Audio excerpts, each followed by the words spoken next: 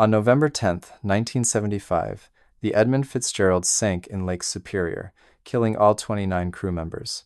The ship vanished so quickly there was no distress call, no time to launch lifeboats, no chance for survival. But to the Ojibwe people living along the shores of Gitchagumi, the Great Lake, this was not a surprise. They had been warning about exactly this kind of tragedy for generations. Their ancestors had mapped these waters, understood these storms, and developed knowledge that could have saved those lives. This is the story of what they knew that we refused to hear, and why the Great Lakes claimed the Edmund Fitzgerald as payment for our arrogance. The facts are stark and undeniable. A massive freighter, over 700 feet long, equipped with the latest technology, guided by experienced sailors, simply disappeared into the dark waters of Lake Superior during a November storm. The official investigations would spend years analyzing weather data, ship design, and possible mechanical failures. But they largely ignored the indigenous communities who had been saying for decades that ships were pushing their luck, extending the shipping season too far into dangerous months, disrespecting the power of the lakes, and dismissing traditional knowledge as primitive superstition. The native peoples around the Great Lakes knew something fundamental that modern shipping companies did not. The lakes are not oceans. They do not behave like oceans. And they demand respect, not conquest. The Edmund Fitzgerald was launched on June 7th, 1958, at the Great Lakes Engineering Works in River Rouge, Michigan. At the time of her christening, she was the largest ship on the Great Lakes, a title she would hold for years. The vessel measured 729 feet in length, 75 feet in beam, and could carry more than 26,000 tons of taconite iron ore pellets. She was named after the president and chairman of the board of Northwestern Mutual Insurance Company, which had commissioned the ship. The launch itself was dramatic. It took 3 attempts to break the champagne bottle against her hull, which some sailors later claimed was an omen of bad luck, though such talk was usually dismissed as superstition. For 17 years, the Fitzgerald hauled iron ore across the Great Lakes, primarily from the mines of Minnesota and Wisconsin to the steel mills of Detroit, Toledo, and other industrial cities. She became known as the pride of the American side, a workhorse of Great Lakes commerce. Her crew took pride in serving aboard her. Captain Ernest McSorley, who commanded the Fitzgerald on her final voyage, was a highly experienced mariner with over 40 years on the Great Lakes. He knew these waters as well as any modern sailor could. He understood weather patterns, navigational hazards, and the quirks of Great Lakes shipping. Yet, there were things he did not know, could not know, because they existed outside the framework of Western maritime tradition. On November 9th, 1975, the Edmund Fitzgerald departed from Superior, Wisconsin, loaded with 26,116 tons of taconite pellets bound for Detroit. The weather forecast was concerning but not unusual for November. A storm was developing, but storms were expected this time of year. The shipping season was drawing to a close. Ice would soon lock the lakes for winter. There was economic pressure to complete as many runs as possible before the freeze. This pressure, this rush to squeeze every last dollar from the shipping season, was exactly what native communities had warned against. The Ojibwe called November Gashkadino Gizis, the freezing moon, a time when the lakes became unpredictable and dangerous, when the spirits of the water grew restless, when wise sailors stayed ashore. The Fitzgerald was not alone on the lake. The Arthur M. Anderson, another ore carrier, traveled roughly 10 to 15 miles behind her, both ships fighting the same storm. Radio communication between the two vessels would provide the only real-time account of the Fitzgerald's final hours. Captain Jesse Cooper of the Anderson watched the storm intensify throughout November 10th. Winds reached gale force, waves built to heights rarely seen even on Superior, and visibility dropped to near zero in snow and spray. The conditions were severe, but both captains were experienced. Both ships were substantial. Both crews were professional. According to every modern standard, they should have been safe. But the Ojibwe elders could have told them otherwise. The signs were all there for those who knew how to read them, the particular quality of the light that morning, the behavior of the gulls along the shore, the feel of the wind, not just its speed but its character, its spirit, the way the waves were forming, not in regular patterns but with an angry irregularity that spoke of the three sisters. the phenomenon of successive waves that could overwhelm any vessel. These observations were not superstition. They were empirical knowledge gathered over thousands of years of living with the lakes, passed down through oral tradition, refined through generations of experience. Western science would eventually validate much of this knowledge, but only after disasters like the Edmund Fitzgerald forced a reevaluation of what constituted legitimate expertise. To understand what the native peoples knew about the Great Lakes, we must first understand that their relationship with these waters was fundamentally different from that of European and American commercial interests. For the Ojibwe, Odawa, Potawatomi, and other Great Lakes nations, these were not resources to be exploited, but relatives to be respected. Lake Superior was Gitchigumi, the Big Water, a living entity with moods, preferences, and power. The relationship between people and lake was reciprocal. The lake provided fish, transportation routes, and spiritual sustenance. In return, people offered tobacco, prayers, and most importantly, respect for the lake's authority. This worldview might seem abstract to Western ears, but it translated into extremely practical knowledge about weather, waves, currents, and seasonal patterns. Ojibwe sailors and fishermen had been navigating these waters in birch bark canoes long before European ships arrived. A birch bark canoe offers no protection from the elements and very little margin for error. The people who traveled in these vessels had to read conditions with extraordinary accuracy because their lives depended on it every single time they ventured onto the water. Over generations, this necessity created a body of knowledge about Great Lakes behavior that was sophisticated, detailed, and empirically grounded. The Ojibwe understood, for example, that the Great Lakes create their own weather systems. Unlike oceans, which are vast enough to have relatively stable characteristics, the Great Lakes are large enough to generate significant weather, but small enough to create rapid, violent changes.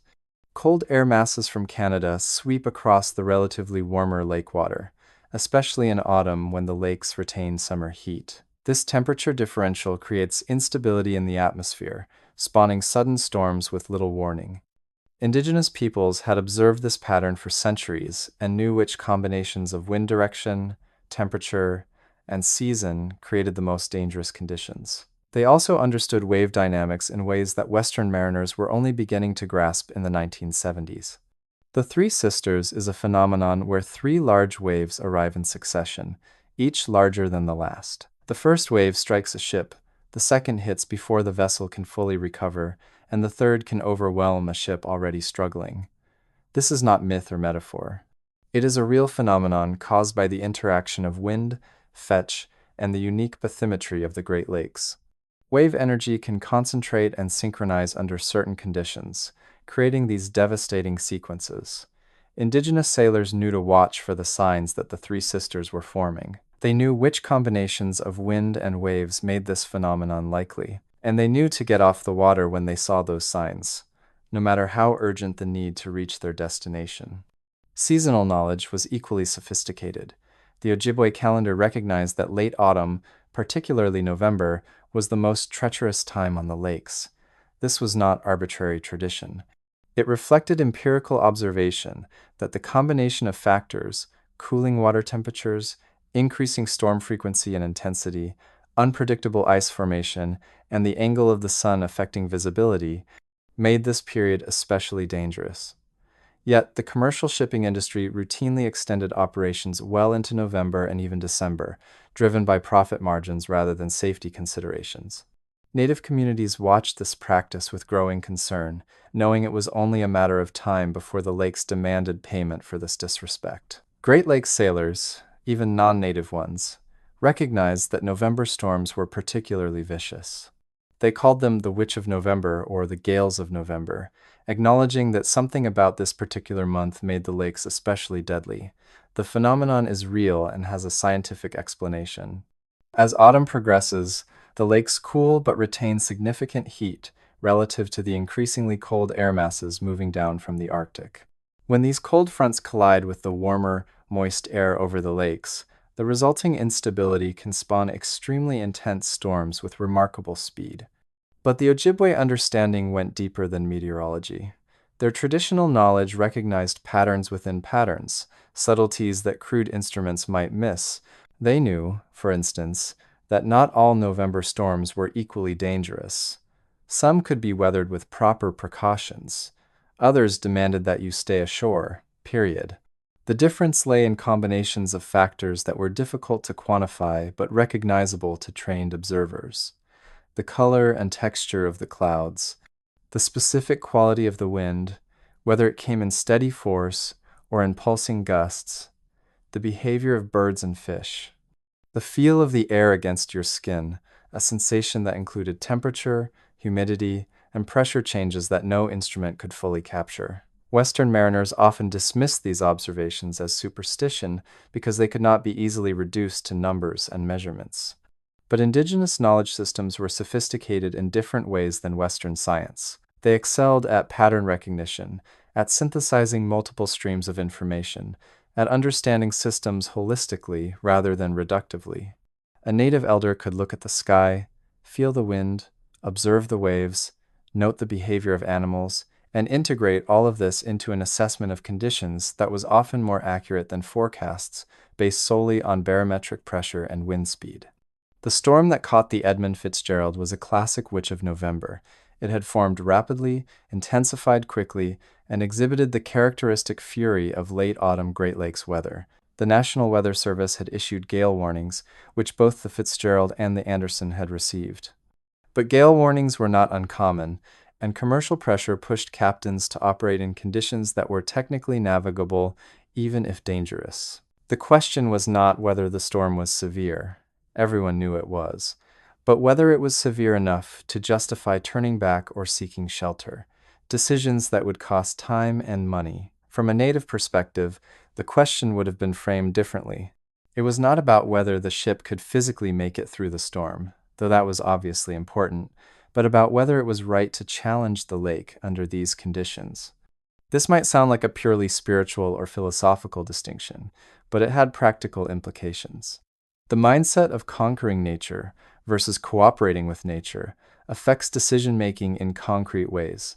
A captain determined to prove his ship's capabilities might push through conditions that a captain more attuned to the lake's moods would recognize as a warning to back off.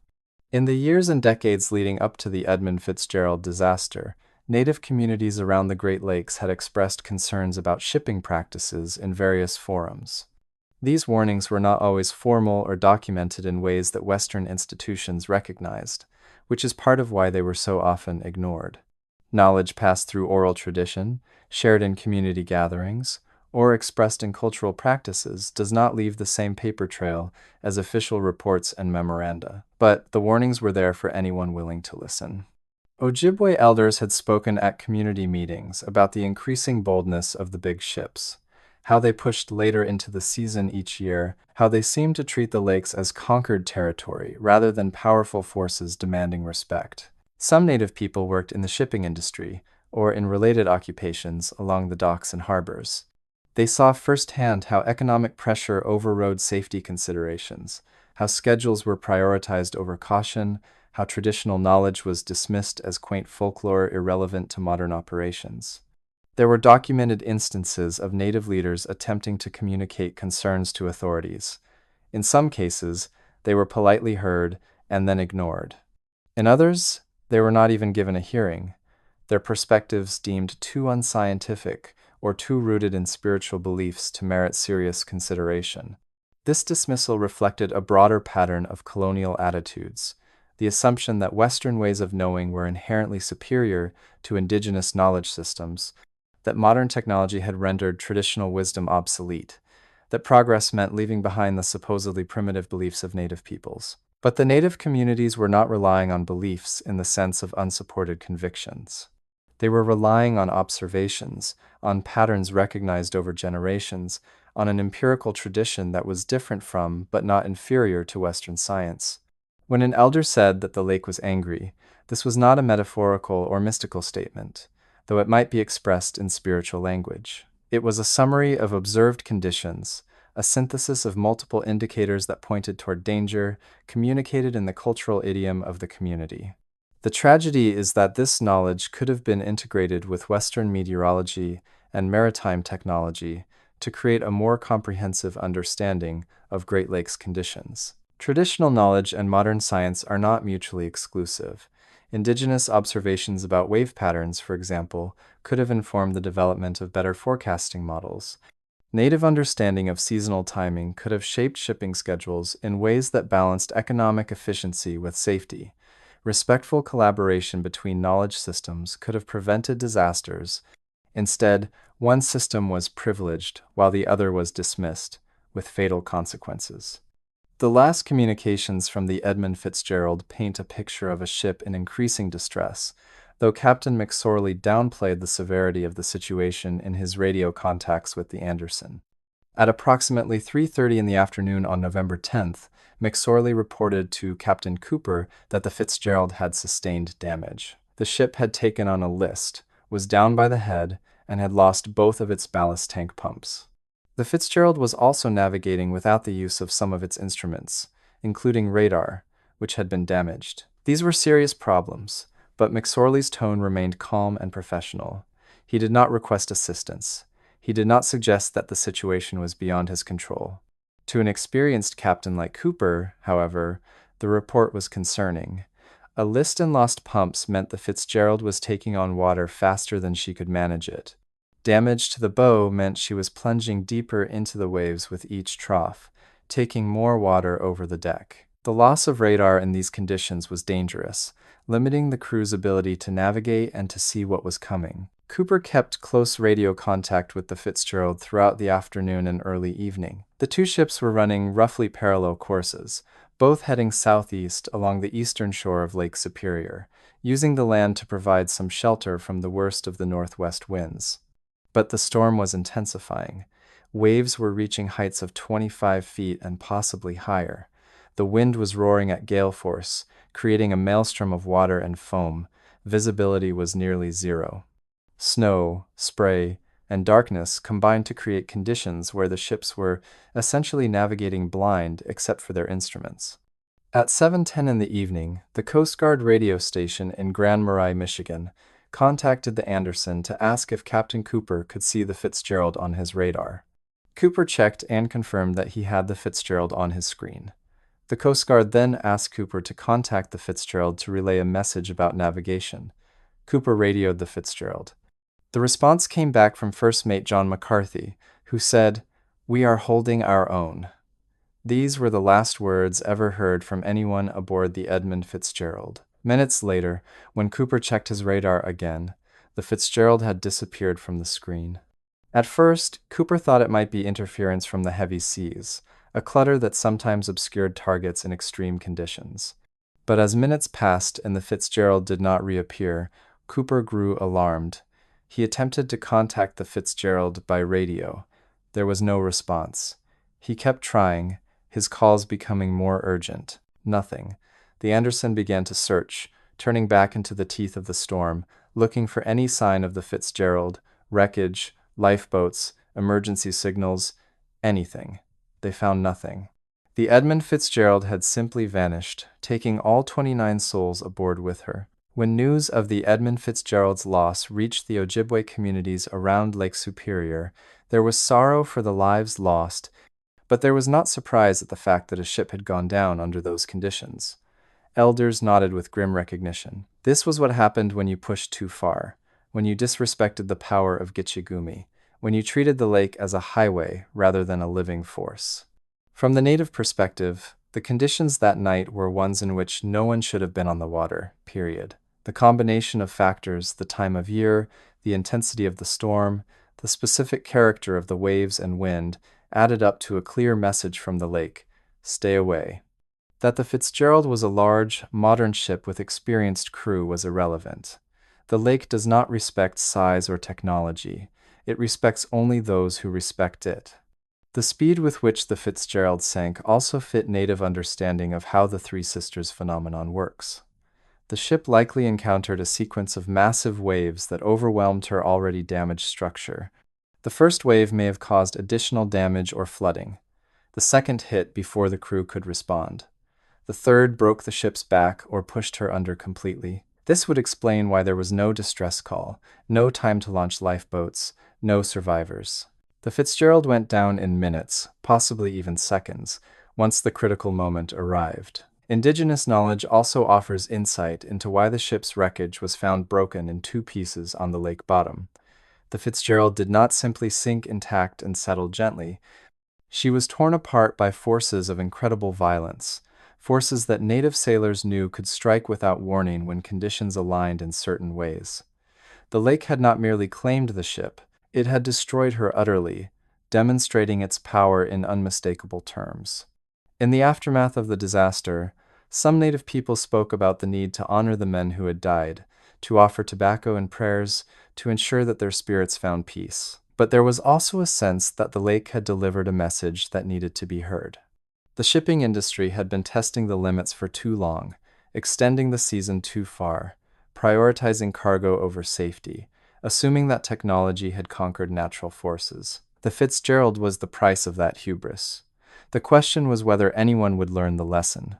The United States Coast Guard conducted an official investigation into the loss of the Edmund Fitzgerald, culminating in a report released in July 1977.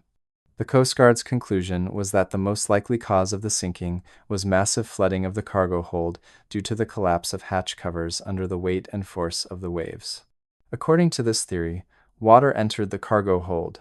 The ship lost buoyancy and stability, and eventually sank. The report cited evidence of poorly maintained hatch cover clamps and suggested that the hatches had failed under stress. This conclusion was controversial and was disputed by many, including the Lake Carriers Association, which represented shipping companies. Critics argued that there was insufficient evidence to conclude definitively that hatch failure was the cause.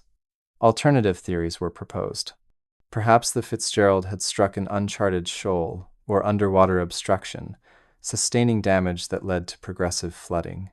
Perhaps structural failure, a stress fracture in the hull, had caused the ship to break apart. Perhaps massive waves had simply overwhelmed the vessel, pushing her under through sheer force. The National Transportation Safety Board conducted its own investigation and disagreed with the Coast Guard's findings. The NTSB concluded that the Fitzgerald had probably been damaged by striking the bottom in shallow water near Caribou Island, creating openings in the hull that allowed progressive flooding. According to this theory, the ship had strayed from its intended course due to the loss of navigational equipment and had passed over a shallow area where the bottom tore into the hull. Subsequent investigations, including expeditions to examine the wreck on the lake bottom, have provided additional information but have not definitively resolved the debate. The wreck lies in 530 feet of water, broken into two main sections. The bow section is relatively intact but partially buried in mud. The stern section is heavily damaged and more difficult to interpret. Various pieces of the ship are scattered across the bottom. The wreckage tells a story of catastrophic structural failure, but does not unambiguously reveal whether that failure was caused by hatch collapse, bottom striking, wave action, or some combination of factors. What is notable from a native perspective is what the official investigations largely ignored. There was minimal consideration of the cumulative effect of operating in extreme conditions, of the specific wave dynamics that might have been at play, of the wisdom of being on the water at all under those circumstances.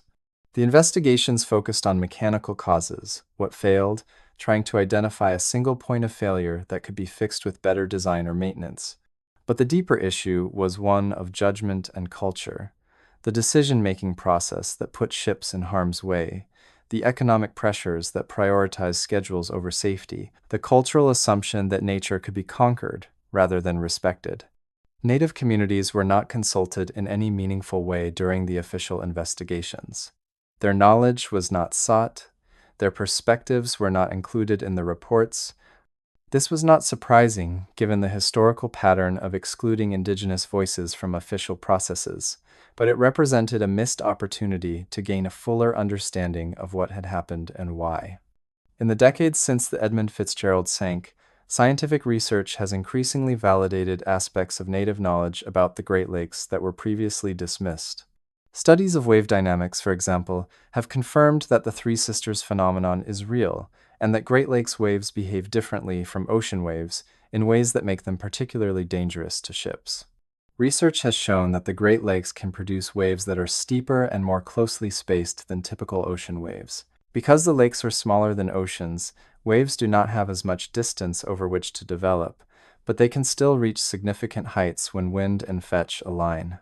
The result is waves that are tall relative to their wavelength, meaning they are steep-sided and hit ships with enormous force in rapid succession. A ship designed to handle ocean swells, which are typically longer and more gradual, can be overwhelmed by the steeper, more frequent waves of the Great Lakes.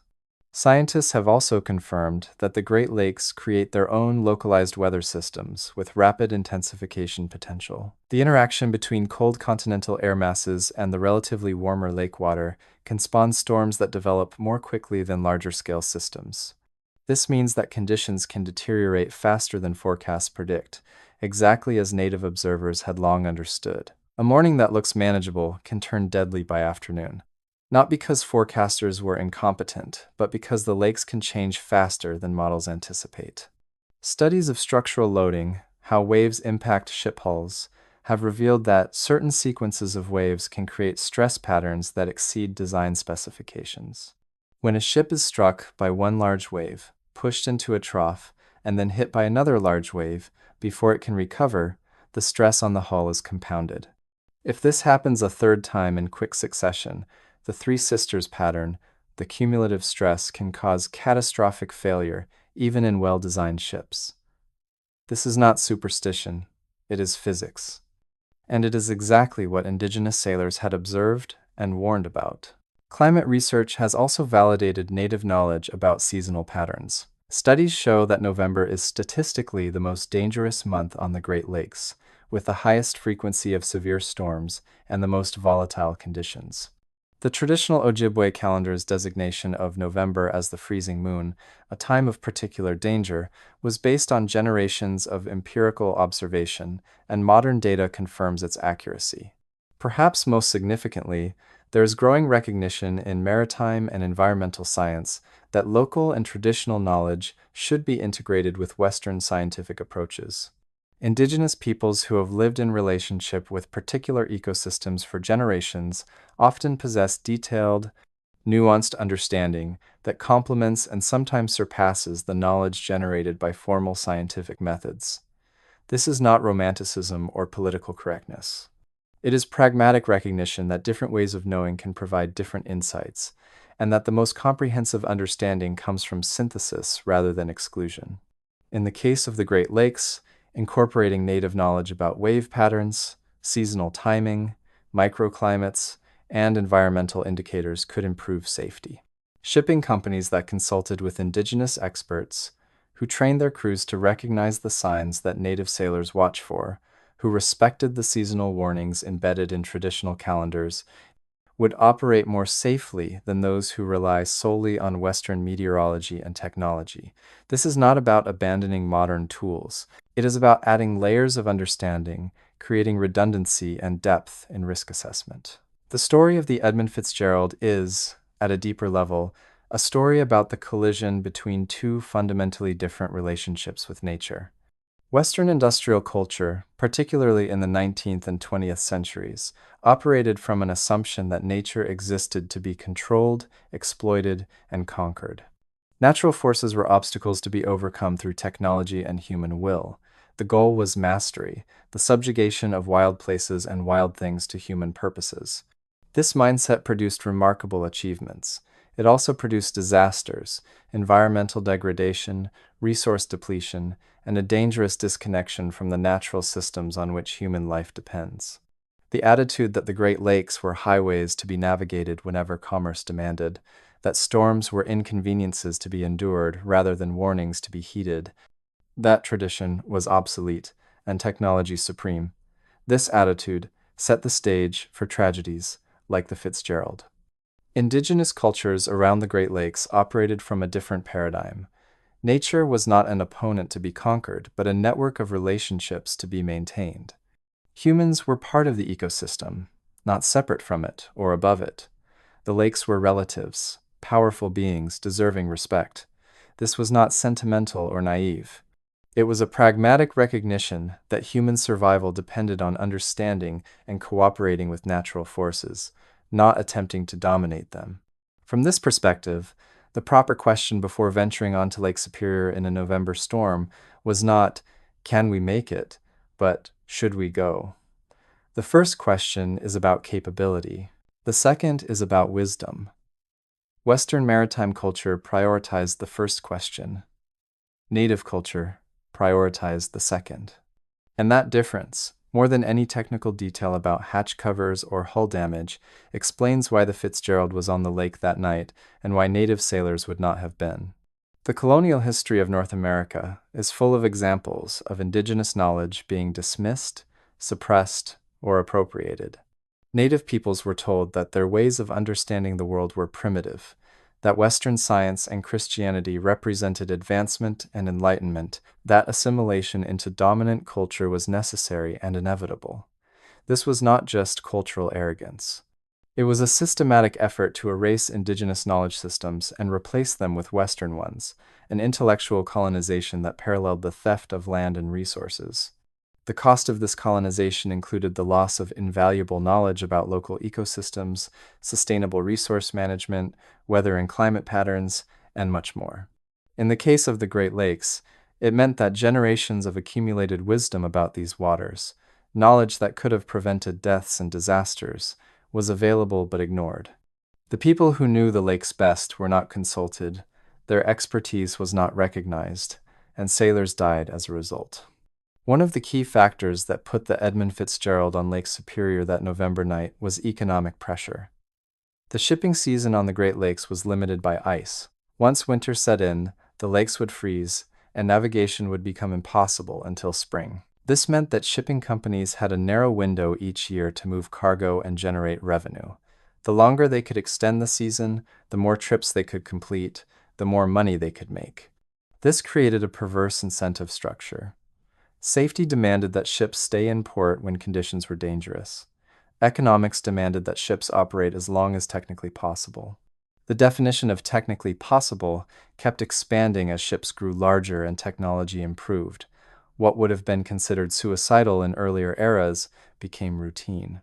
The fact that most ships most of the time made it through difficult conditions created a sense that the risks were manageable, that modern vessels and crews could handle what previous generations could not. But risk is not eliminated by technology, it is only modified.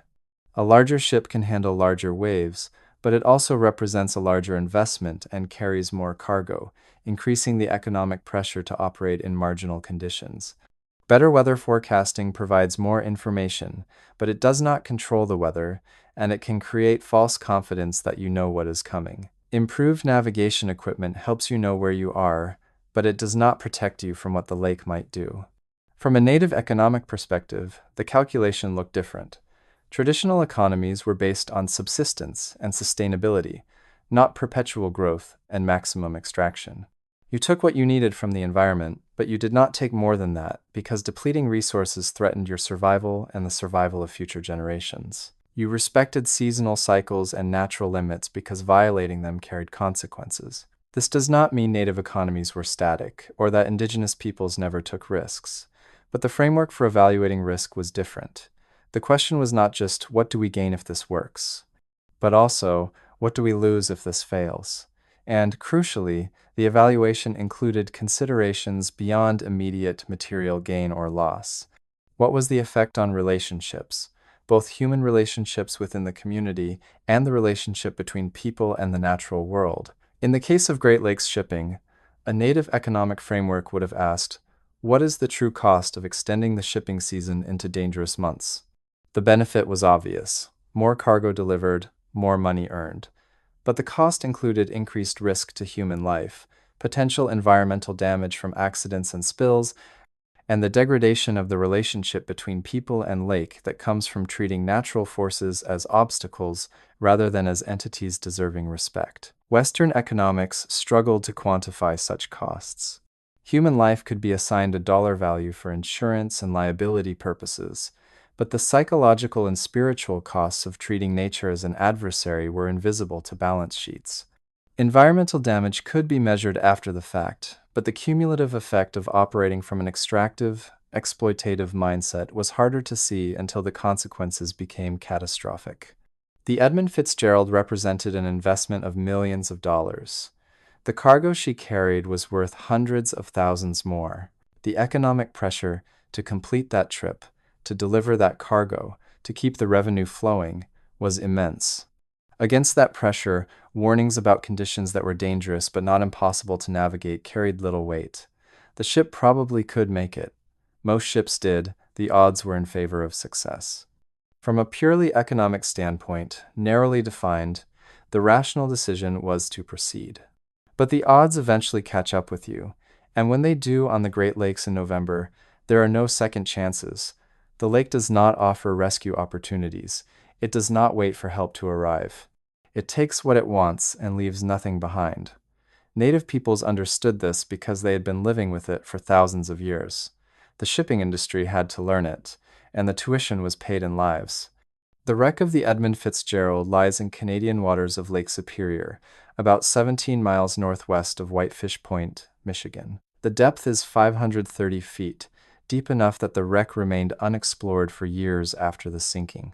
When expeditions finally reached the wreck using submersibles and remote-operated vehicles, they found the ship broken into two main sections, about 170 feet apart. The bow section is upright and relatively intact, though partially buried in mud.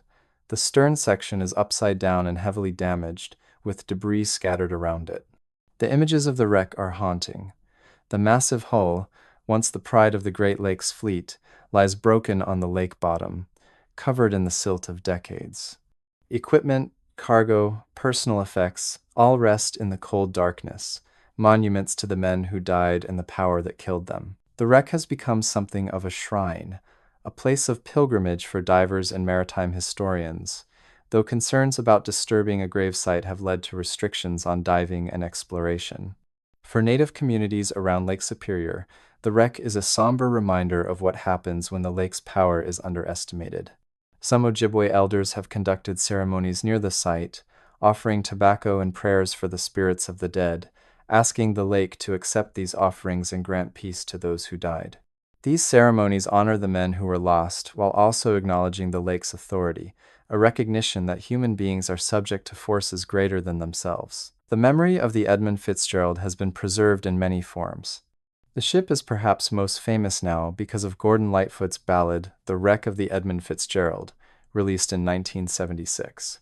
The song's haunting melody and evocative lyrics brought the disaster into popular consciousness, ensuring that the Fitzgerald would be remembered not just as another maritime accident, but as a cultural touchstone, a symbol of human vulnerability in the face of nature's power. The song includes the line, "The lake," it is said, never gives up her dead when the skies of November turn gloomy. This is not just poetic license. Lake Superior is so cold that bodies do not decompose in the normal way. Without decomposition, bodies do not generate the gases that cause them to float to the surface. The dead of Superior typically remain on the bottom, preserved in the icy water, unseen and unreachable. This fact adds to the lake's mystique and reinforces its fearsome reputation. For the families of the men who died, the memory is deeply personal.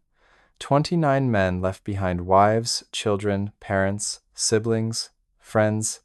Their loss created holes in families and communities that have never fully healed. Annual memorial services are held, particularly at Whitefish Point, where the Great Lakes Shipwreck Museum maintains a permanent exhibit about the Fitzgerald and tolls a bell each November 10th, ringing it 29 times, once for each man lost. But beyond personal and cultural memory, the question is whether the lessons of the Edmund Fitzgerald have been learned and applied. Have shipping practices changed? Is native knowledge now respected and integrated? Are economic pressures still overriding safety considerations? The answers are mixed. In the immediate aftermath of the Edmund Fitzgerald disaster, some changes were implemented. The Coast Guard revised its regulations, requiring more frequent inspections and better maintenance of hatch covers and other critical equipment. Weather forecasting for the Great Lakes was improved, with better coordination between agencies and more frequent updates. Shipping companies reviewed their procedures and, at least temporarily, became more cautious about operating in severe conditions. But structural problems remained. The economic model of Great Lakes shipping did not fundamentally change. companies still faced pressure to maximize trips and extend the season. Technology continued to improve, which was good, but it also continued to generate confidence that might be misplaced. The cultural assumption that modern methods had rendered traditional knowledge obsolete persisted in many quarters. There has been some movement toward recognizing and incorporating indigenous knowledge, though progress has been uneven. Some environmental agencies and research institutions now actively consult with Native communities and include traditional knowledge in their studies.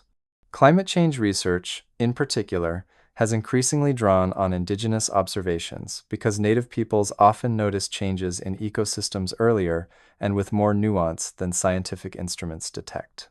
In the realm of maritime safety, however, integration of Native knowledge has been limited.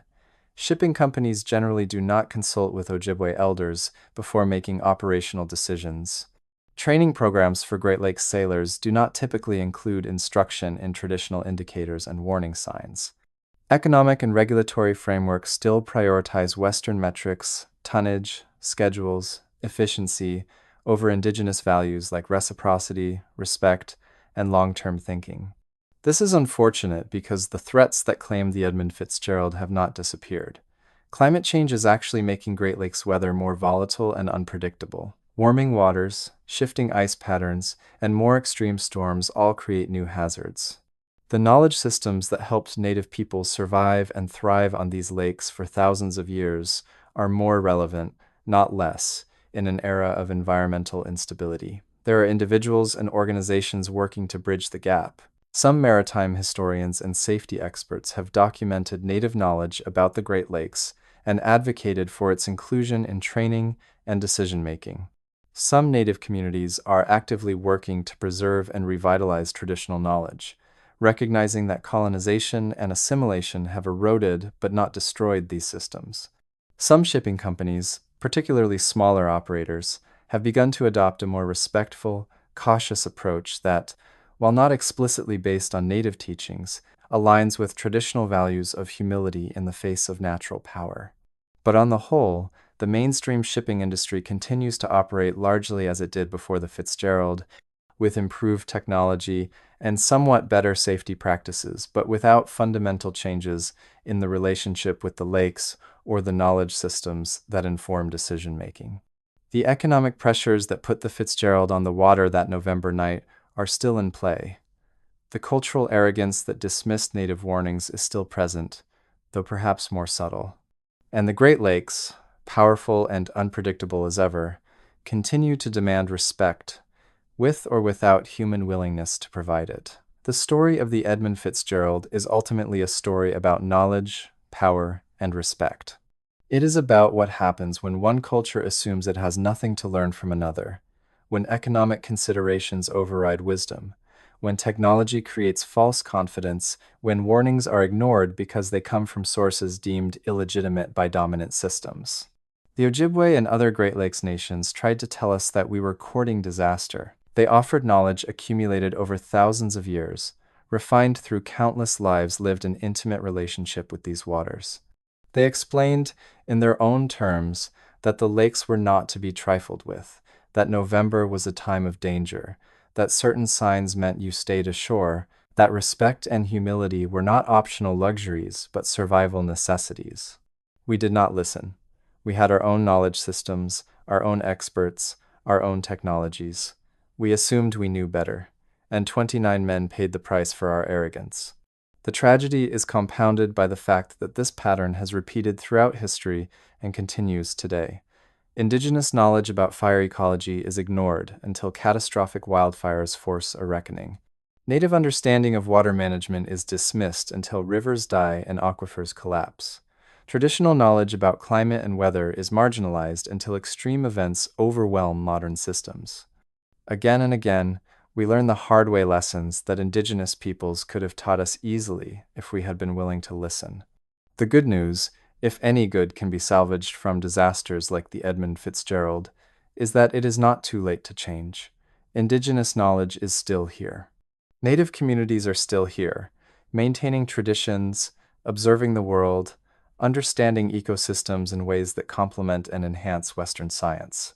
The opportunity for synthesis, for respectful collaboration, for integrating knowledge systems, still exists. What is required is humility.